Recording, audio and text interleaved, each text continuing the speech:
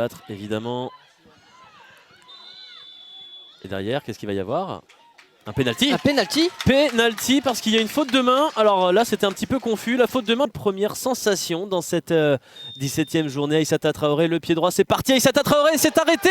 Comme le Paris FC qui fatigue énormément ses adversaires. Voilà, c'est bien fait là pour retrouver Clara Matteo dans l'intervalle. Là, ça peut être très dangereux si elle met le ballon au deuxième poteau. Ça va revenir sur Daphné Corbos qui va pouvoir marquer le premier but de cette partie.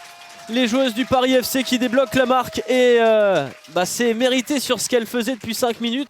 Sans trop de pression, Clara Matteo qui va pouvoir frapper le ballon qui touche la main. Ce sera un penalty, le deuxième de cette partie. C'est exactement ce qu'il fallait pas pour Guingamp. Peut-être la réponse de Marie-Morgane Sibert face à Gaëtane Tiné. C'est très bien frappé par l'expérimentée joueuse du Paris FC qui double la mise. 2-0 désormais pour les pensionnaires du podium ici. Et attention, ce ballon dans la surface. Ouais, possibilité de mettre le troisième but. 3-0 désormais, Gaëtane Tiné qui triple la mise, le doublé personnel. Et Guingamp qui s'effondre tout à coup. 3-0 désormais pour le Paris FC. Montée d'un cran à l'image de Maïwen Renard qui malheureusement la remet le ballon directement. Attention à Kessia Bussy, il y a un 2 contre 1.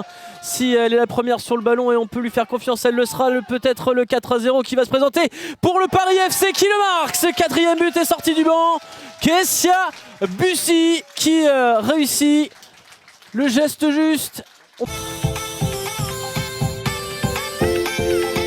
finalement, cet hiver, en janvier, elle est venue renforcer le LOSC pour aider à la mission maintien. Noémie Mouchon pour Colette Edzada, la frappe et quel arrêt! Et c'est repris par Chana Chosnot pour l'ouverture du score du Stade de Reims. 1-0 pour les Rémoises, première incursion des Rémoises dans la surface lilloise. Et ça fait mouche grâce à Chana Chosnot. 1-0 pour les Rémoises. Et qui réalise un très bon exercice 2023-2024. La relance en revanche est nettement moins bonne là du côté des Rémoises. Le centre de bouclier au second poteau avec Dany Roux. Oh, c'est le cafouillis, l'égalisation de Julie Pion qui est venue en renard des surfaces égaliser sur ce ballon cafouillé dans la surface. Les défenseurs rémoises qui se sont regardés, personne n'a pu intervenir, ni Kinga Chemic, ni la défense rémoise. Et Julie Pion qui vient égaliser et relancer le LOSC. Un but partout entre le Stade de Reims et le LOSC. Et la remise en jeu pour Noémie Mouchon qui joue de sa puissance pour se débarrasser de Delaby. Elle va rentrer dans la surface. Noémie Mouchon, elle ouvre son pied droit et le 2-1 pour le Stade de Reims sur cette chevauchée de Noémie Mouchon. Le Stade de Reims reprend le contrôle du match. 2-1 face à Lille.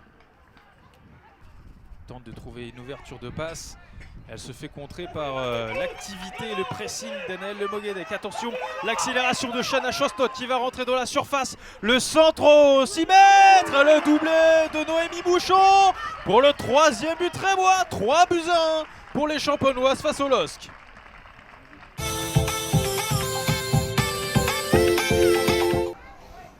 Karchaoui. Parisien dans la construction, elle est passée. Chawinga dans la surface de réparation, le bon tac derrière la frappe.